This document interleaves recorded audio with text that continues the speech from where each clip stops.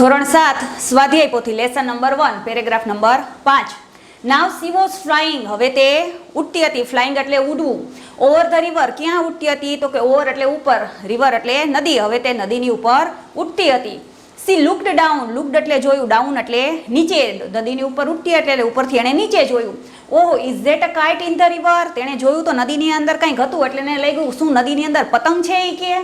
It was a boat. તે પતંગ નહોતી, શું હતું? તો કે તે બોટ હતી.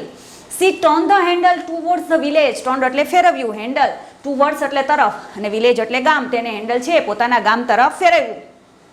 સી સો હર સ્કૂલ. તેને ઉપરથી શું દેખાણી? તો કે ઉપરથી એને પોતાની સ્કૂલ દેખાણી. ઓહ નો, એ કે અરે ના, શું છે? તો કે there was so many leaves of trees on the roof. Roof એટલે છાપરું, સો મેની લીવ્સ એટલે પાંદડા. શું હતું? તો કે સ્કૂલના છાપરા ઉપર ઘણા બધા ઝાડના પાંદડા હતા. પાંદડા હોય સુકાઈ જાય એટલે ઉડીને ક્યાં આવતા હતા? તો કે છાપરા, સ્કૂલના છાપરા ઉપર આવી ગયા હતા. I will clean them tomorrow. C thought. Thought એટલે વિચાર્યું, થિંકનું ભૂતકાળ છે થોટ. તેણે શું વિચાર્યું?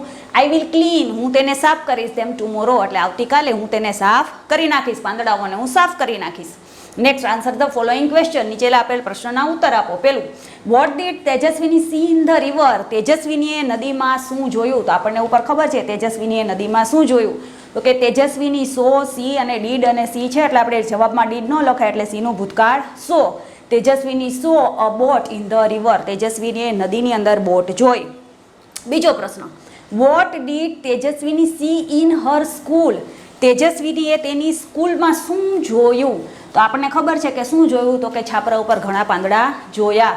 તેજસ્વીની સીનું ભૂતકાળ saw many leaves of trees on the roof of her school. તેજસ્વીનીએ તેની સ્કૂલના છાપરા ઉપર ઝાડના ઘણા બધા પાંદડા જોયા.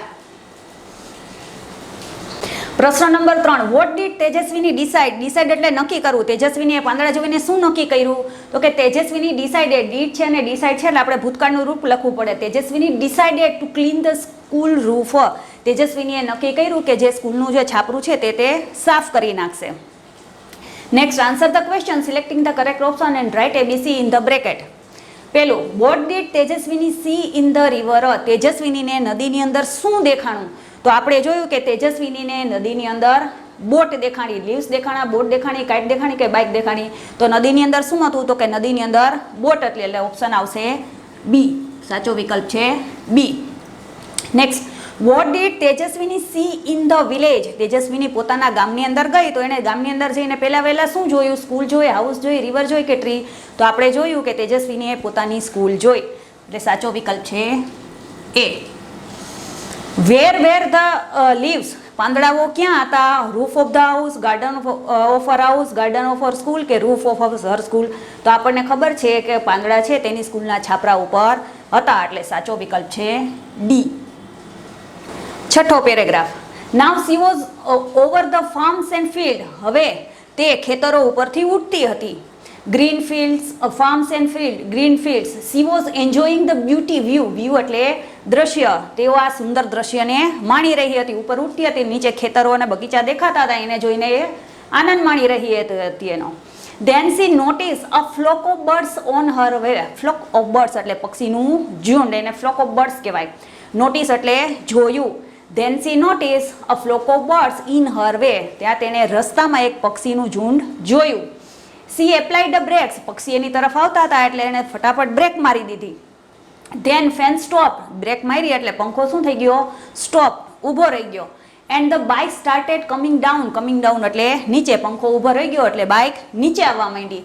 તેજસ્વીની ક્લોઝડ હર આઈ. ક્લોઝ એટલે બંધ કરવું. બાઇક એકદમ ફટાફટ નીચે આવી એટલે તેજસ્વીની બી ગઈ. બી ગઈ એટલે એને આંખો એકદમ બંધ કરી દીધી. And held the handle tightly. Tightly એટલે જોરથી, અને સાયકલનું હેન્ડલ છે એકદમ જોરથી પકડી લીધું. બટ વિથિન અ સેકન્ડ, પણ ખાલી સેકન્ડની અંદર જ ધડામ કરતો અવાજ આવ્યો. C cried out oh my કે, અને તેણે હું રાડ પાડી કે ઓ માં કરીને એ સીધી નીચે આવી ગઈ. Answer the following question. પ્રશ્ન number 1, where was Tejaswini flying. Where એટલે ક્યાં. તેજસ્વીની ક્યાં ઉડતી હતી? તો કે Tejaswini was flying over the farms and field. Tejaswini ખેતરો અને મેદાનો ઉપરથી ઉડતી હતી. પહેલા સ્કૂલ ઉપરથી ઉડતી હતી, પછી ખેતરો અને મેદાનો ઉપરથી ઉડી. બીજો સવાલ, વોટ ડીડ તેજસ્વીની નોટિસ. તેજસ્વીનીએ શું જોયું?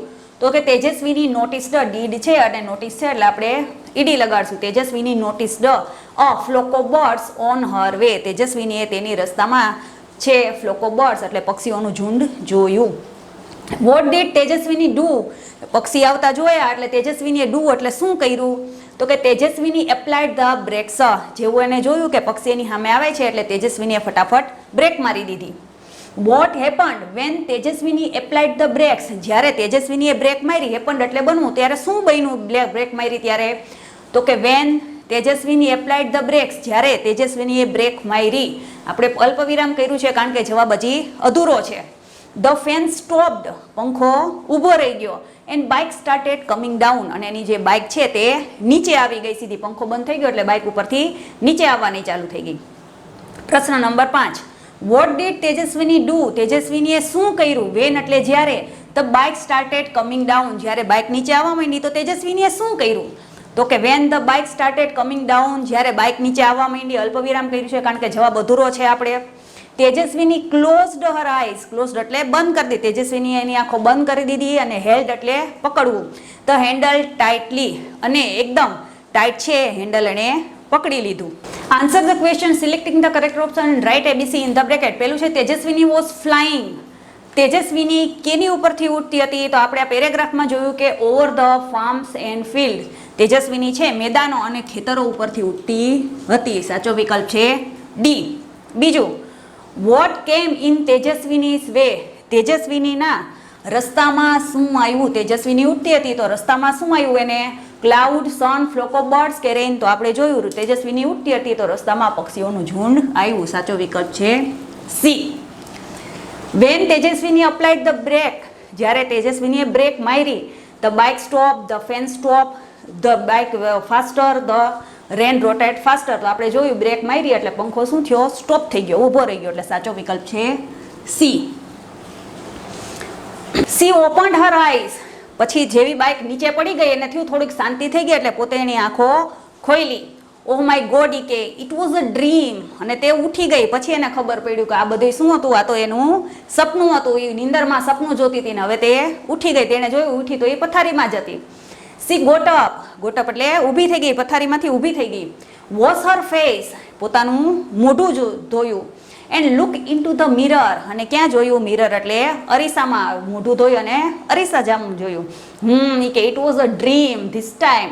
એ કે ઓ, એ કે આ વખતે તો આ સપનું હતું, મેં જોયું તો આ વખતે સપનું હતું. But it was not be a dream forever. Forever એટલે હંમેશા, પણ હંમેશા માટે આને મારું સપનું રહેવા દઈશ નહીં. સી પ્રોમિસ્ડ હર સેલ્ફ. પ્રોમિસ હર સેલ્ફ એટલે એણે પોતે નક્કી કર્યું. I will make a bike. હું એવી બાઇક બનાવીશ લાઈક ધીસ. જેવું મને સપનું આવ્યું એવી જ હું એક દિવસ આવી બાઇક બનાવીશ. And fly over my village. અને ક્યાંથી ઉડાડીશ? તો કે મારા ગામ ઉપરથી બાઇકને ઉડાડીશ. Simi smile at herself in the mirror. અને અરીસામું જોઈને તે મલકાણી. પ્રશ્ન number 1. Answer the following question. પ્રશ્ન નંબર પહેલો. What did Tejaswini realise? તેજસ્વીનીને શું રિયલાઇઝ એટલે તેજસ્વીનીને શું રિયલાઇઝ થયું? તો કે Tejaswini realise that it was a dream. તેજસ્વીનીને ખબર પડી, રિયલાઇઝ એટલે ખબર પડી કે આ તો શું હતું? તો કે આ તો સપનું હતું.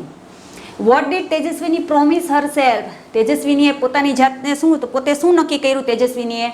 તો કે Tejaswini promise herself to make a bike and fly over the village. તેજસ્વીનીએ નક્કી કર્યું કે હું આવી બાઇક બનાવીશ and fly over the village, અને મારા ગામ ઉપરથી ઉડાડીશ. ત્રીજું, the flying bike was a dream. જે ઉડતી બાઇક હતી ત્યારે સપનું હતું. સાચું છે કે ખોટું? તો કે વાક્ય સાચું છે.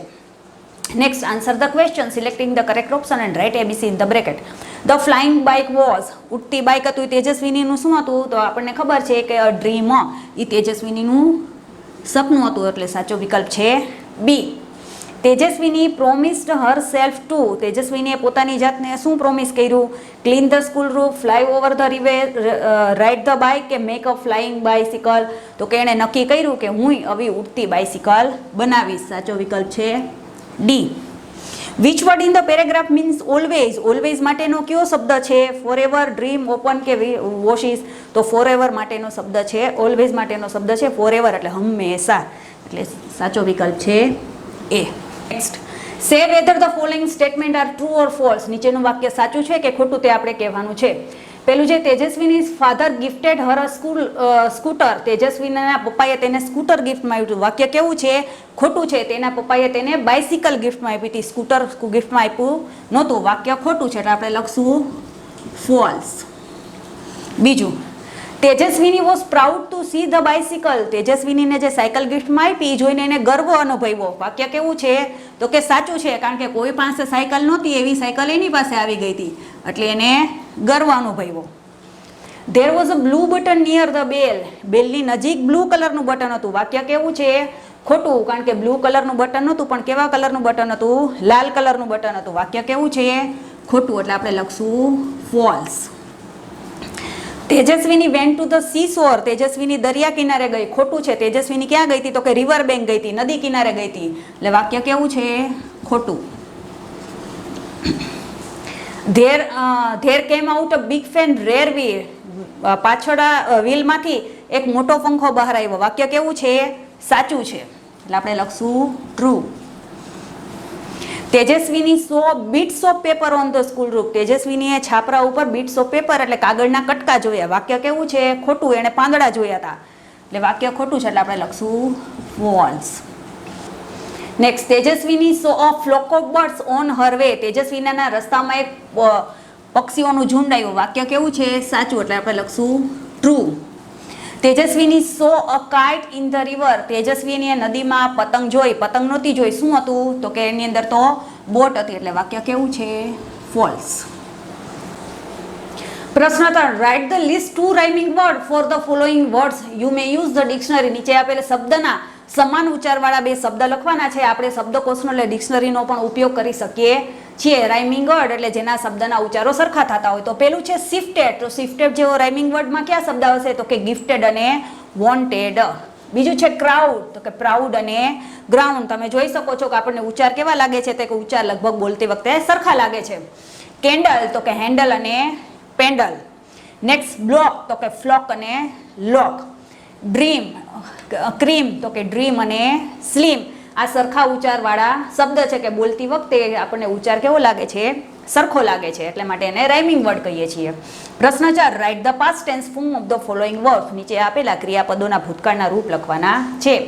એપ્લાઇડ, તો કે એપ્લાઇડ, વાય આપ્યો હોય ને વાયની આગળ વ્યંજન હોય તો વાયનો આઈ કરીને આપણે ઈડી લગાડીએ છીએ, એટલે એપ્લાયનું એપ્લાઇડ. ટેલ, તો કે ટેલનું ટોલ્ડ. સીનું ભૂતકાળ SAW, સો. થ્રો, THRW, થ્રોનું ભૂતકાળ THREW, થ્રુ. COME, કમનું ભૂતકાળ કેમ, CAME, કેમ. GIVE, ગીવનું ભૂતકાળ GAVE, ગેવ. FELT, ફીલનું ભૂતકાળ ફેલ્ટ, FELT. RING, રિંગનું ભૂતકાળ RANG, રેંગ. થિંક એટલે વિચારવું, THINK, થિંકનું ભૂતકાળ THOUGAT, થોટ. ગોનો ભૂતકાળ વેન્ટ. પ્રશ્ન number 5, read the following paragraph and answer the question given below it.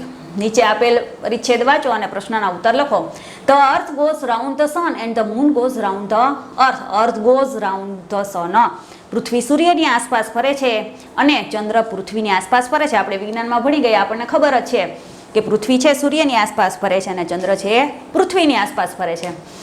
The earth is a planet, પૃથ્વી ગ્રહ છે. There are many planets that goes round the sun, એવા ઘણા બધા ગ્રહો છે જે સૂર્યની આસપાસ ફરે છે. But the moon is not a planet, પણ મૂન છે, ચંદ્ર છે એ ગ્રહ નથી. સૂર્યને પૃથ્વી છે એ સૂર્યની આસપાસ ફરે છે તો તેને આપણે ગ્રહ કહીએ છીએ, પણ ચંદ્ર છે સૂર્યની આપણી આસપાસ ફરે છે તો તેને એ ગ્રહ નથી. પણ moon is not a planet. The moon is called a satellite of the earth, ચંદ્ર છે સેટેલાઇટ એટલે ઉપગ્રહ, ચંદ્ર છે તે પૃથ્વીનો ઉપગ્રહ છે. Other planets also have their satellites, બીજા પણ એવો પૃથ્વી નથી પણ બીજા એવા ઘણા ગ્રહો છે કે જેને પોતાના ઉપગ્રહો છે. The sun, the planet and their satellites from the solar system, સૂર્ય, ગ્રહો અને તેના જે ઉપગ્રહો છે તે બધાય શું છે? તે બધાય સૂર્યમંડળના જ ભાગ છે. Solar means belong to the sun, solar એટલે સૂર્યને, બિલોંગ્સ ટુ એટલે સૂર્યને લગતું, બિલોંગ્સ ટુ એટલે ને લગતું. એટ નાઇટ, રાત્રે. You see thousand of star in the sky. આપણે થાઉઝન્ડ્સ ઓફ સ્ટાર્સ, આપણે હજારો તારાને આકાશમાં જોઈએ છીએ.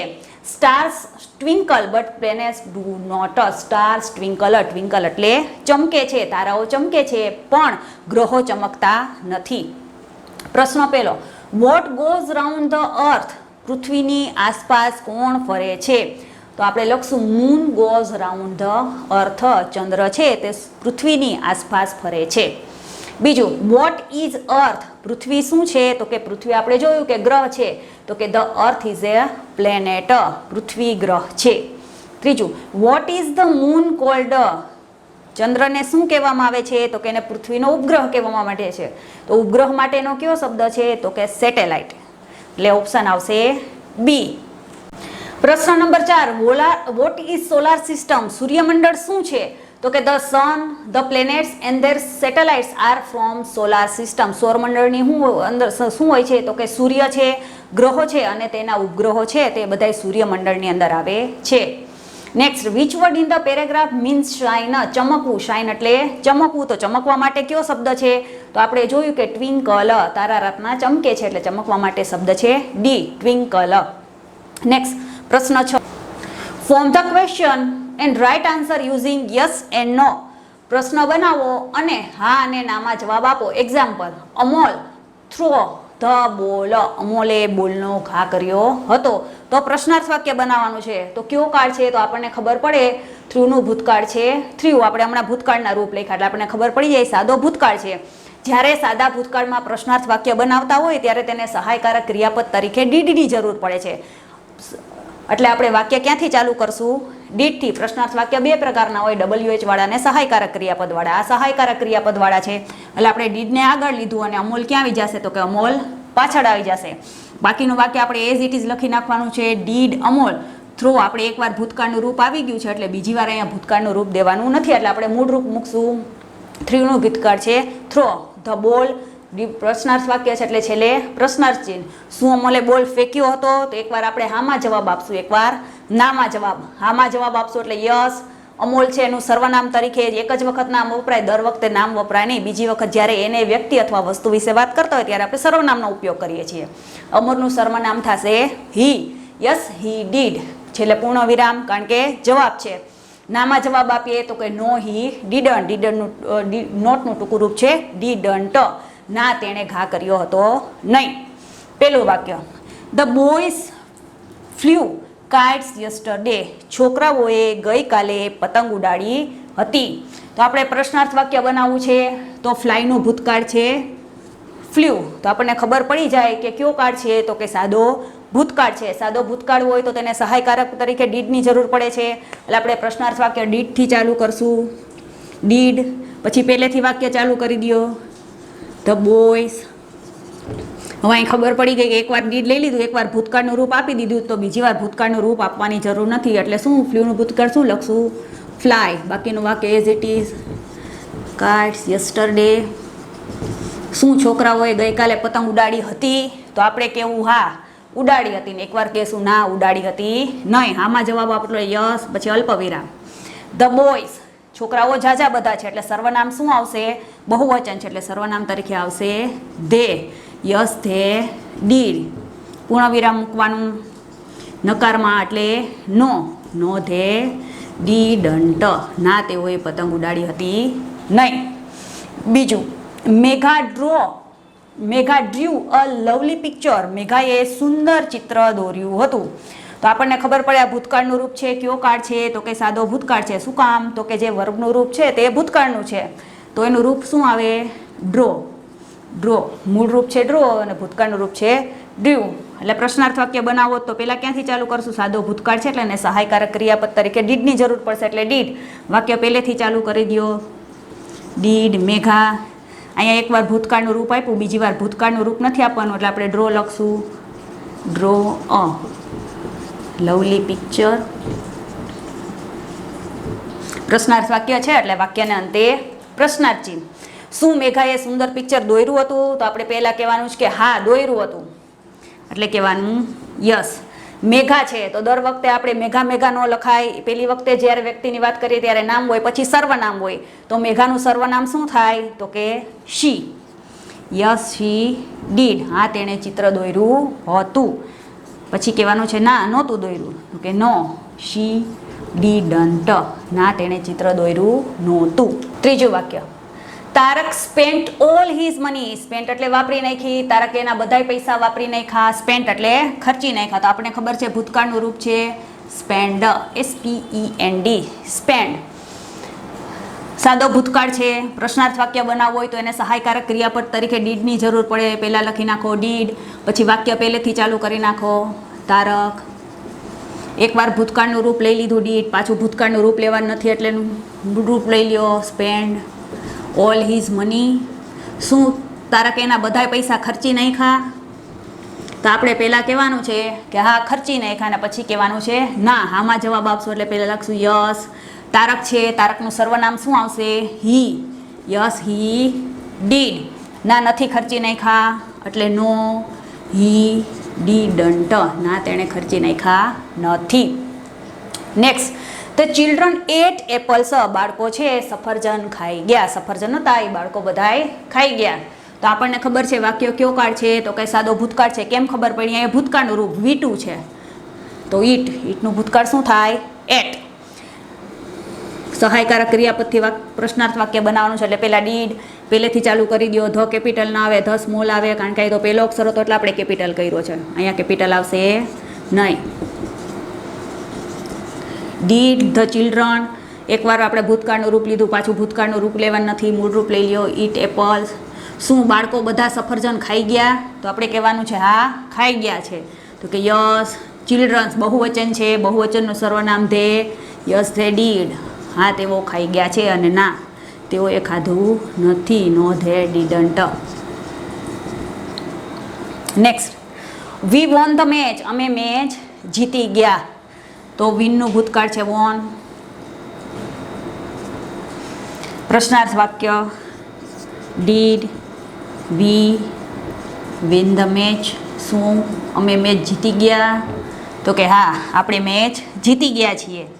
યસ વી છે એ સર્વનામ જ છે. સર્વનામનું સર્વનામ હોય નહીં. સર્વનામ આપણને આપી જ દીધું છે એટલે સર્વનામ આપણે એમ નામ રાખવાનું છે. Yes we did. No we didn't. ના આપણે જીતી ગયા નથી, અને હા આપણે મેચ જીતી ગયા છીએ. પ્રશ્ન 7, write a sentence A so in the example. ઉદાહરણમાં આપ્યા એ પ્રમાણે વાક્ય લખવાના છે. એક્ઝામ્પલ છે સુમન રાઇટ્સ અ લેટર.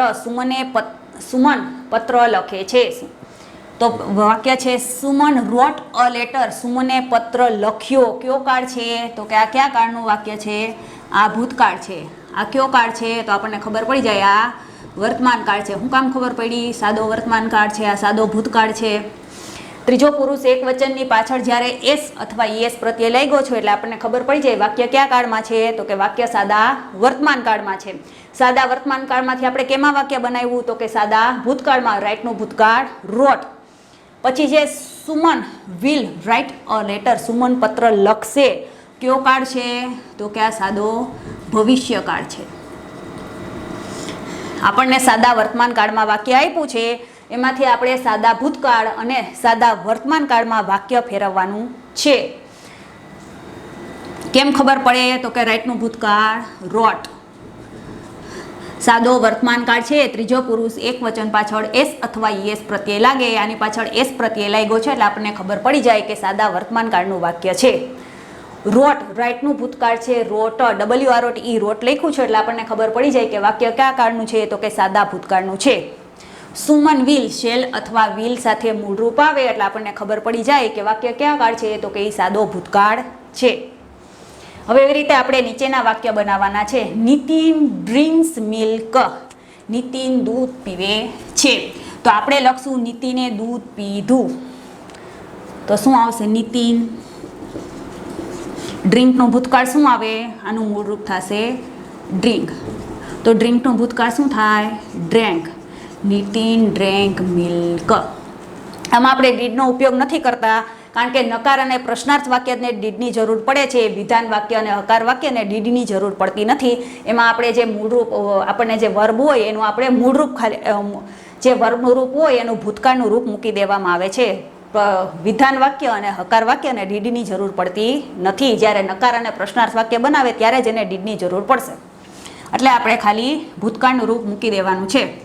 હવે આપણે લખશું નીતિન દૂધ પીશે, તો કે નીતિન વિલ, પછી તો આ મૂળ રૂપ જ આવશે ડ્રિંક મિલ્ક. આ સાદો વર્તમાનકાળ છે, આ સાદો ભૂતકાળ છે અને આ સાદો ભવિષ્યકાળ છે. બીજું વાક્ય, આઈ ક્લીન માય રૂમ, હું મારો રૂમ સાફ કરું છું. કયો કાળ છે? તો કે સાદો ભૂતકાળ છે. કેમ ખબર પડી? તો કે ક્રિયાપદનું મૂળ રૂપ છે, એટલે આપણને ખબર પડી જાય. ત્રીજો પુરુષ એક વચન હોય તો એસ અથવા યસ પ્રત્યય લાગ્યો હોય, બાકી ક્રિયાપદનું મૂળ રૂપ હોય એટલે આપણને ખબર પડી જાય કે સાદા વર્તમાન કાળનું વાક્ય છે. હવે આપણે એને કેમાં કન્વર્ટ કરવાનું છે? તો કે સાદા ભૂતકાળમાં. આય તો શું કરશું? તો કે જે ક્રિયાપદનું રૂપ છે એનું ભૂતકાળનું રૂપ મૂકી દેશું. તો ક્લીનનું શું થઈ જાય? ક્લીન્ડ, ભૂતકાળનું રૂપ. આઈ ક્લીન માય રૂમ, મેં મારો રૂમ સાફ કર્યો હતો. હવે ભવિષ્યકાળની વાત થાય છે, હું મારો રૂમ સાફ કરીશ. તો સાફ કરીશ એના માટે કયો શબ્દ? આઈ સાથે આપણે શેલનો ઉપયોગ કરી શકીએ, વિલનો ઉપયોગ કરી શકીએ.